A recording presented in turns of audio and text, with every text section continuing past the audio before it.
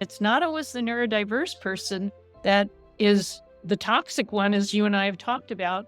Sometimes a neurotypical person, and I was pretty toxic as a neurotypical in my first marriage, so I'm going to speak and own that. Also, just want to say thank you for acknowledging that your toxicity in your marriage. I have had this, I talk about my codependency all the time. I am what I consider codependent in recovery. I think if I could change one thing about legislature for women in this country, it would be that all states have to have legal separation and child support and spousal support so that people could live apart and then recover enough to come back into the marriage. I've had so many people say this to me after divorce. That when they're after the divorce, they're like, I thought things were going to get better. I thought this was going to be better. This is season 3 of the Your Neurodiverse Relationship podcast, which is for adults in all kinds of neurodiverse relationships, not just romantic partnerships. I'm your host, Jodi Carlton, and I've spent close to 2 decades growing in my understanding of how our different brains influence the way we understand and relate to each other. Through the years, I've helped several thousand people understand themselves and their loved ones. This podcast is a place where I come together with others to talk about their journeys. I've got a great lineup of guests talking about things like masking, traits of neurodivergent folks, traits of neurotypical folks, what kind of things cause difficulties in our neurodiverse relationships, but also some of the wonderful things about our neurodiverse relationships. Also, this season is a video cast where you can enjoy watching on YouTube, or you can listen to us on the podcast like you have before. If you're really enjoying this podcast and if you've gotten something out of it, please leave us a review, because reviews really matter. And we want to get this out there to as many people as possible so they can benefit from it just like you. If you're watching on YouTube, be sure to subscribe so you'll get notifications of upcoming podcasts and other videos that I post there as well. Welcome. What will we talk about today? Hi, folks. Today is part 2 of my discussion with Barbara Grant, who is also a neurodiversity coach and a relationship therapist. If you missed part 1, be sure and go back and listen to it. Our conversation has been really great from the perspective of therapists who also have had neurodiverse marriages and other relationships with people who are neurodiverse. We talk in both parts about being in those relationships, but also the challenges for therapists and coaches recognizing neurodiversity and for couples to get help and to find therapists who really understand neurodiversity and how to help you. So both parts of my conversation with Barbara are definitely worth a listen. There's a grieving component for both people. They're grieving separate things, but they have to grieve. They have to be affirmed and supported. So that's why most licensed therapists who have no neurodiverse specialty, I think it blows up because the individuals come with all of these trauma problems, individual needs, and they just start trying to, how do we save the marriage? And they can't even be in the same room with each other for good reasons, I'm so glad you brought that up because I 100% agree with you on that, because there's so many different things that need to be addressed with each person individually. And in my opinion, what I tell clients, I'm pro human being. And if that means we can save a marriage, fantastic. I'm not in favor of a marriage dissolving. But what I tell folks is, okay, you've got this new framework. They may be 6 months into dating, or they may be 35 years into a marriage. Yeah. And I'm like, okay, you've got this new framework that you didn't have when you first met. Your relationship is built on confusing differences in language and expectations and neurology. Now you have this framework. The only way you can really choose your partner is for you to go back and figure out who your partner is and who you are. Who you are at this point, because otherwise you don't even know what you're choosing. And so we have to back it up so that you can really understand yourself, understand your partner, and then choose all over again. Or recommit with an understanding of, this is what I'm dealing with. I don't believe that it's a healthy situation when both individuals can take ownership and work to grow and improve any toxicity in the marriage. It's just not healthy. I've seen situations where, for one reason or the other, and it's not always the neurodiverse person that is the toxic one, as you and I have talked about. Sometimes a neurotypical person, and I was pretty toxic as a neurotypical in my first marriage. So I'm going to speak and own that. There's so much anger, fear, bitterness, just feeling violated, feeling like a victim, having been victimized. And until you get past that victim mentality, you pretty much don't want to take responsibility for anything. And see how you can grow. It is so convenient to blame the neurodiverse person.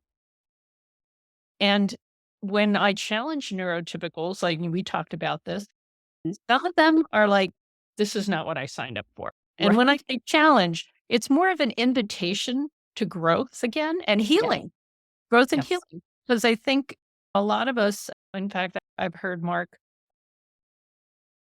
what's his name? Mark Hutton? Yes. Yeah. We heard a podcast where he talks about how the anger and the bitterness is so toxic and draining to neurotypicals or neurodiverse people that they can control that. They have a choice there. And for them to decide, okay, I'm going to move past this and let go of this. And I can't maybe change my spouse. I can't maybe change my marriage, but I can change me. And that's where the personal empowerment comes in.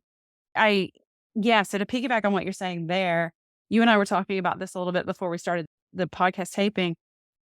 I've run into that quite a bit. The three things that I say are the pillars of a relationship working are capacity, willingness, and motivation. And you've mentioned motivation several times today.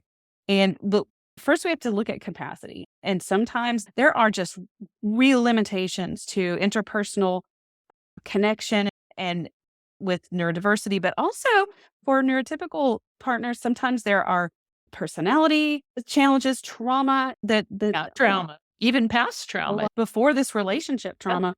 So all of those things are factors in the capacity, that willingness, like you said. And I totally agree with you that to work on the actual relationship, like you said back a few minutes ago, it can only work when both partners are capable, motivated, and willing. Now, I do believe that you could help one partner understand it better. You can help them understand what's happening for them, understand what they're seeing, but it's going to be more of a personal growth and development.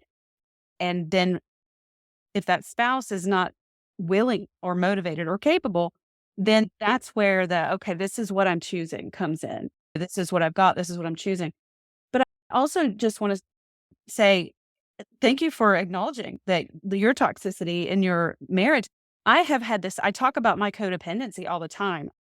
I am what I consider codependent in recovery, and sometimes it still rears its ugly head because I consider it a form of addiction in of itself. And I know that in my marriage, my 19-year marriage, I look back and I know why I was codependent. I can look at the roots of that into my family system and in childhood.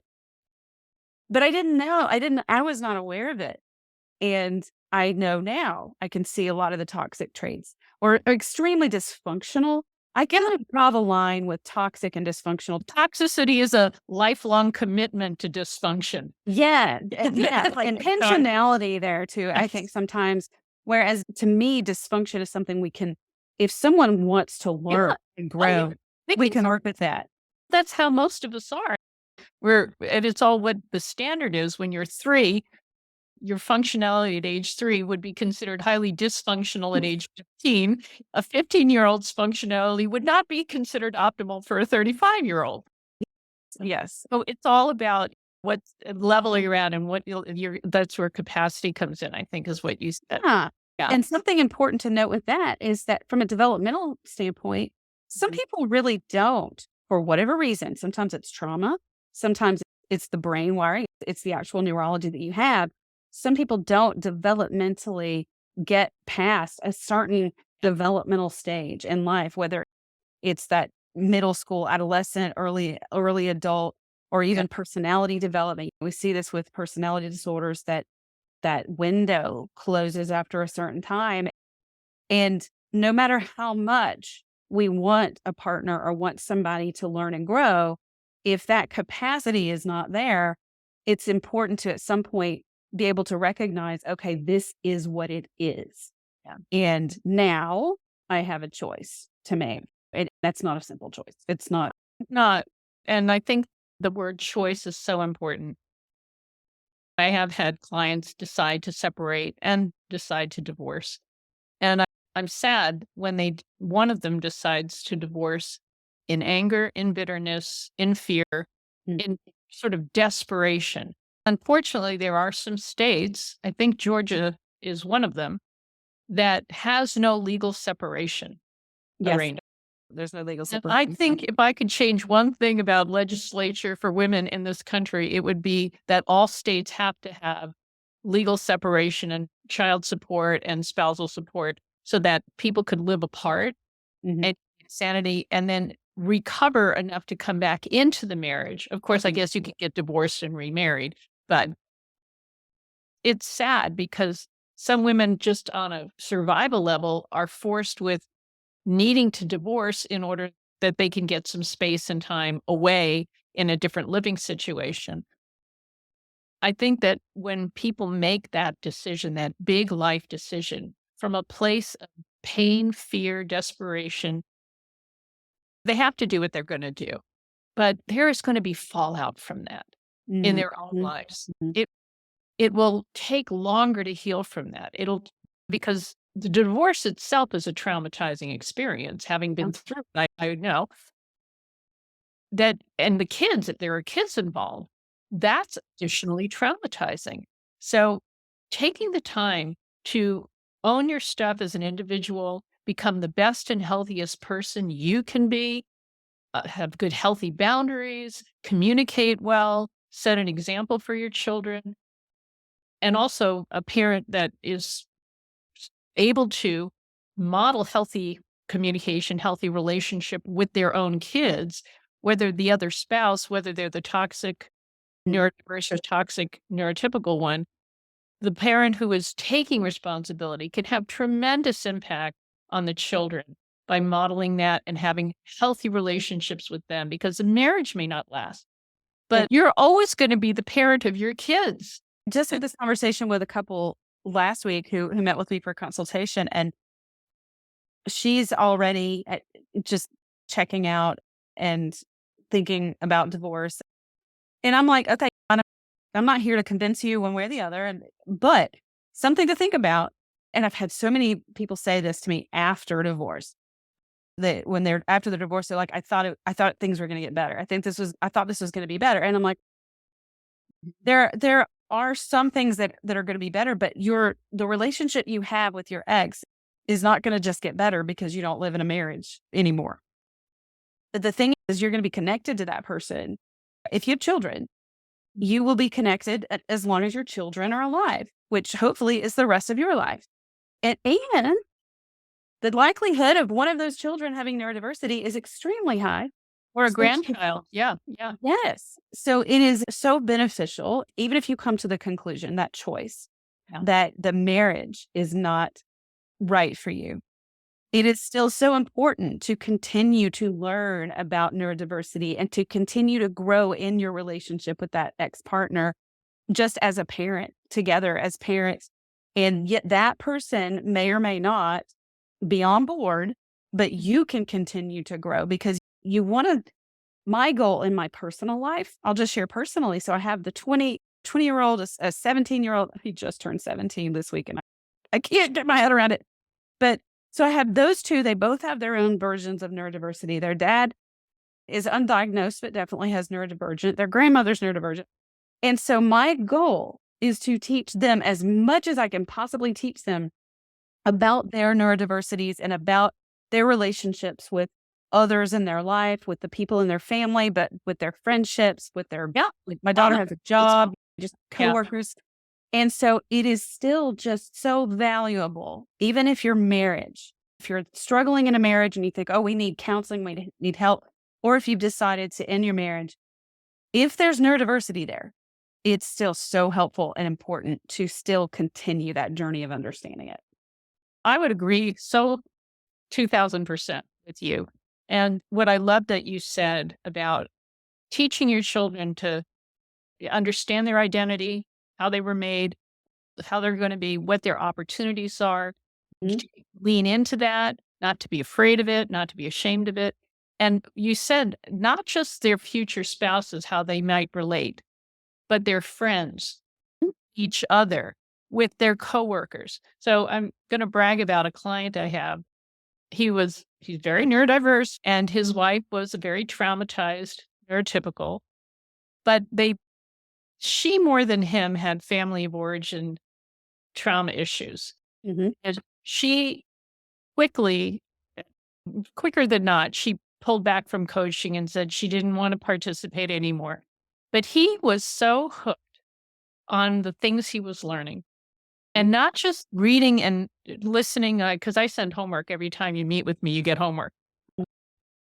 He was implementing and applying things. And he would come to sessions like, Barbara, this is what happened and this is how it went. And I felt really great about that. And he was telling other people about what he was learning and making himself accountable to people in his life, being open with his children. One of the things I have neurodiverse parents do is to look back at their parenting years, especially if their kids are older, and consider maybe your neurodiversity impacted your kids in a way that you didn't know. And maybe write them a letter with an open, loving invitation for them to share with you things that they feel about what it was like to be your child, and be open to the input and feedback you might get. Not that it's going to be a bitch session now, but that you can begin to repair and encourage and reform those relationships going forward. This guy, I tell you, he's so A plus in my book. But he's been at it now for 2 years with me, and he's faithful about his appointments. He's faithful about his homework, and he is getting such results. He's Mm. becoming such a different person. And he can look back and say, oh, I used to do that, but I'm not doing that anymore. Now I'm doing this, and this is how I handle Mhm. that. So when you said capacity, sometimes until people try, they don't know what their capacity is. Yeah.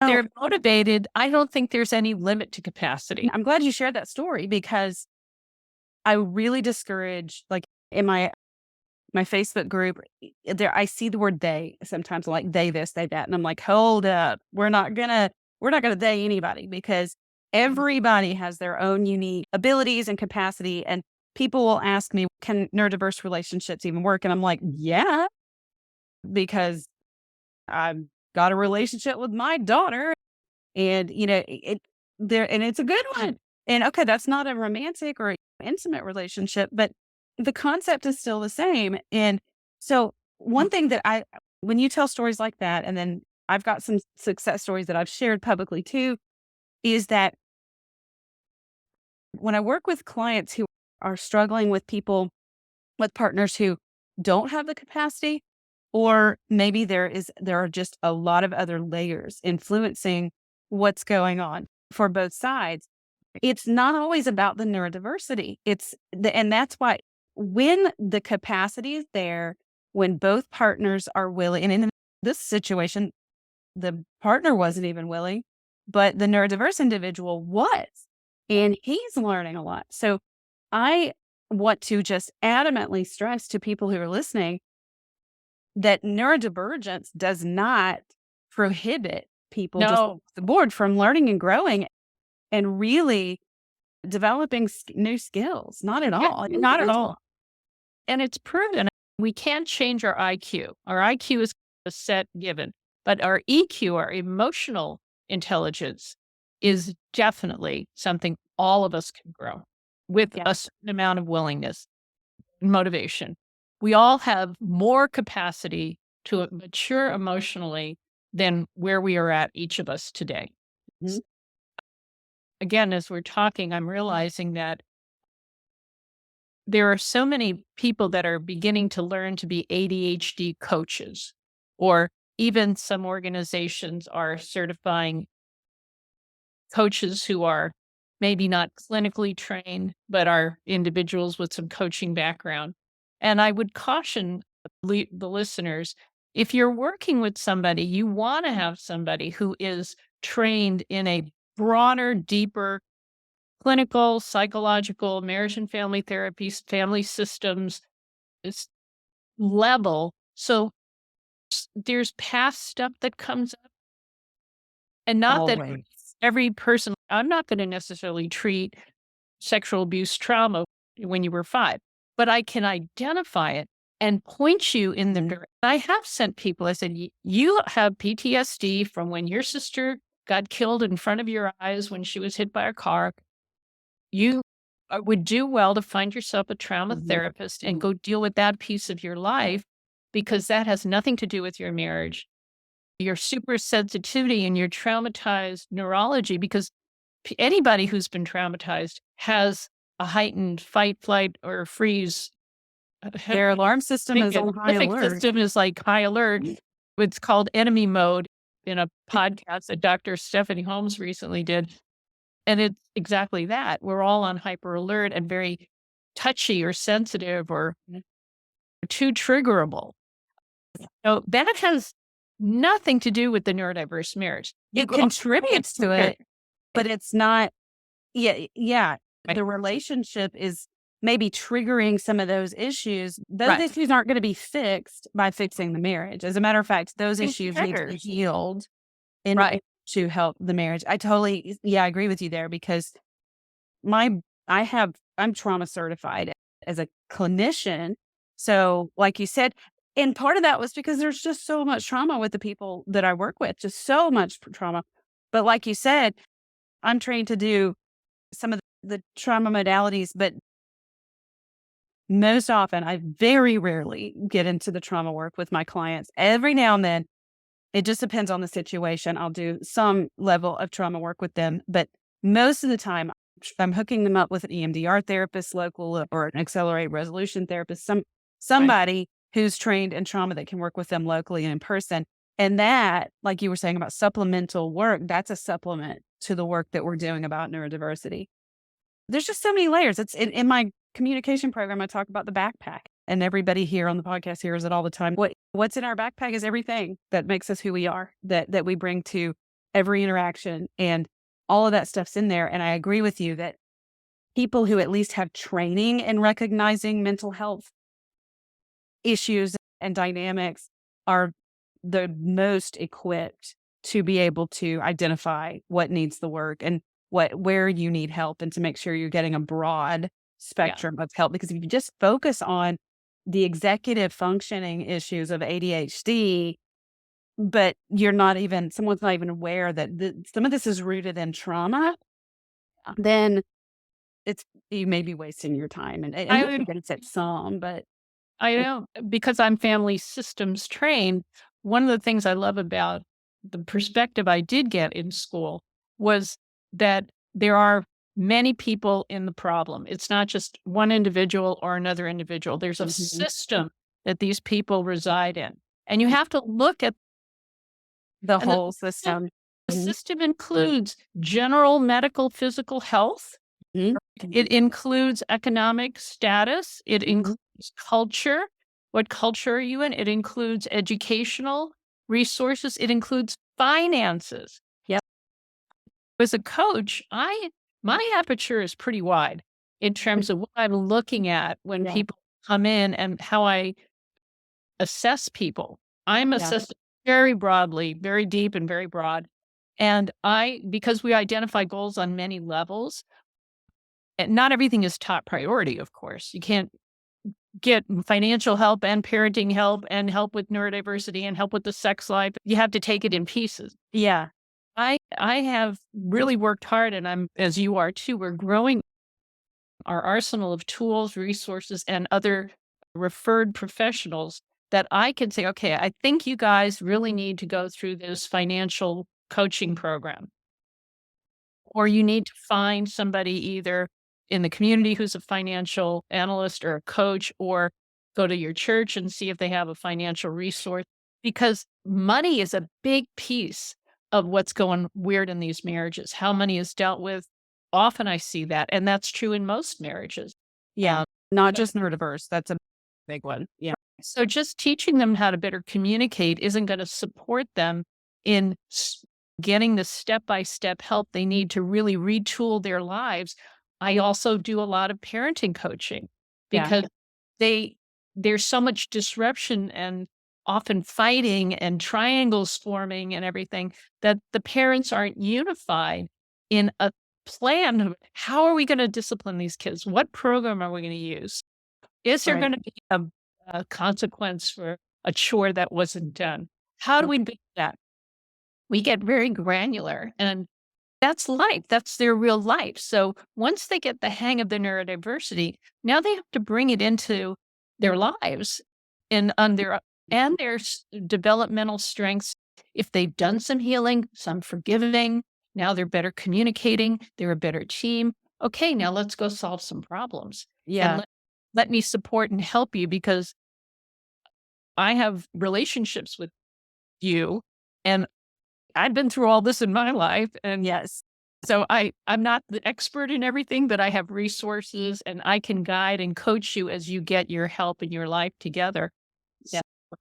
And I will say that there are some couples I've had that have graduated from now they're on maintenance and I see them once every 3 to 5 months. And I send a certificate like you have completed the roadmap to couples coaching and all. And it Feels like an accomplishment. And it is. It really is. The systems, the family systems theory, I can't stress that enough. That's where my backpack analogy, that's where that comes from because all the systems that are in your backpack. And my master's was more of a broader counseling master's, but I did a whole section on marriage and family and systems. And I latched onto that even in my 20s when I went through my master's program. And that's been the root of the work that I've done is the system and looking at, and also before I got into counseling, no, not before I got into neurodiversity and autism, my main specialty was brain injury. So I was a counselor, but I worked in cognitive rehab. So I learned so much about how the medical aspect of things and even the neurology right. affects our personality and our relationships. And it just all goes into the pot. And so we can't just look at this little thing here. We have to look at all of it. So all of you listening or watching on YouTube, one of the biggest takeaways that I would love for you to go with today is that when, if you're thinking about going to find a therapist or a coach for your marriage, for your relationship, find somebody who's willing to look at all of those different things. And that may feel like, eek, I don't want to look at me. I really prefer looking at that over there, that neurodiversity. I know that it feels safer in a way, but really, if you truly want to improve your relationship, it's important to be willing to look at all of it. And so that's your portion of it. And I actually have people say to me, and it's such a legit feeling of I've already done so much of the work myself. It's my partner's turn. And I get that. I get that sentiment. However, doing the work doesn't mean a lot of what these folks have done is they've done a lot of work, but they've taken on some accountability and some of the responsibility for their partner and that's a codependent type trait. But in reality, doing the work is helping them to learn not to do that, to learn how I've contributed to this by overfunctioning. Exactly. And learning how to not do that, which is not easy. It's not easy. I had to learn how to. You and I were talking about self-care earlier, and self-care is an ongoing life requirement to be a healthy individual. And who knows, the marriage may not last for various reasons. Mhm. But you're always going to be who you are. And don't you want to have the most healthy, happy, balanced, sane, robust, integrated life that you can have? Yeah. That's what people should be coming to coaching to get their best selves versus my best marriage. Because I always tell people, look, the marriage is a house that's built of building components, meaning you and your spouse. And if you guys are warped, termite infested, moldy, rotten wood. The house is going to be what it's made out of. Yeah. So do your part, be the pillar you want to be, and the other person ideally is becoming their better selves. And then the marriage is going to get better. But it's on an individual level that you have to take responsibility. And again, if the marriage doesn't last, or if one partner drops out, that doesn't mean that there's no growth for you, or there's it doesn't mean that it was wasted time. No, because I tell people, you are truly the only person that you will live the rest of your life with. there ain't no divorcing yourself. I'm not divorcing you. And so the more you can work on improving your own life, the better your other relationships will be. Barbara, this has been such a good, I knew it was going to be great. And it was. Do you have any final takeaways or anything that you'd like to share? I would love for anybody with any questions or just wants to pick my brain to give me a holler on my website. They can www.hopeforcouples.net.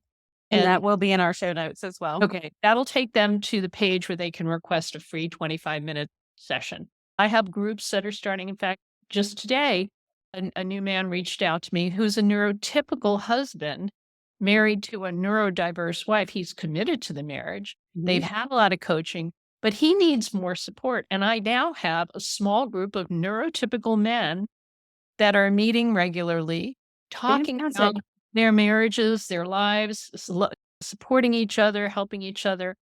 I have groups of neurotypical women who are meeting, and I'm getting ready to handpick 3 or 4 to put into a neurodiverse men's group. I think especially when you're working on relationships is important, because unless you're willing to get real with other people than just your spouse, and you see your need for practicing relationally with other people than either just your spouse or kids, you're not going to have the growth you could have. I think groups are such a powerful thing. And some people are nervous about being in a group, but I've never had a group where people joined it and said that was the worst thing ever. I've honestly never had that experience. I've done groups in the past. I don't have any that I'm running right now, but they're just so wonderful. So if you are interested, do reach out to Barbara. Thanks again so much. I'm thrilled that you were able to be on the show. And I knew based on when we first met that this would be a good conversation, and I totally wasn't disappointed. And I want to cheer you on in your efforts to get people in our space, the professionals, unified and trying to talk to one another, to share the knowledge base, share best practices, learn from each other, because this is a new cutting edge frontier of knowledge. Very few people have it, and sharing it. I love your spirit of that. And what Barbara's talking about, and if you're a therapist listening, is I've been putting together a group of providers of neurodiverse professionals that work in this space so that we can do peer support and mentoring and just to support each other, to get to know each other, and to have a network of providers so that we can make sure that we know who else is offering what and where we can send people, and also just to learn from each other. So if you're interested in that, definitely reach out to me. Get help at jodicarlton.com is also in the show notes, so you can contact me about that. So thanks again, Barbara. I'm so glad you were here. And yes, definitely we'll have to do it again. All right. God bless you. Thank you. Bye-bye. Bye. Thank you so much to all of my guests of season 3 of the Your Neurodiverse Relationship podcast. These folks are bringing their lives to you to help all of you out there who are trying to figure out your own relationships. If you'd ever be interested in being on a podcast, just email us at gethelp@jodicarlton.com. Also, be sure to visit me online at jodicarlton.com to see all the resources that I have available to you. Until next time.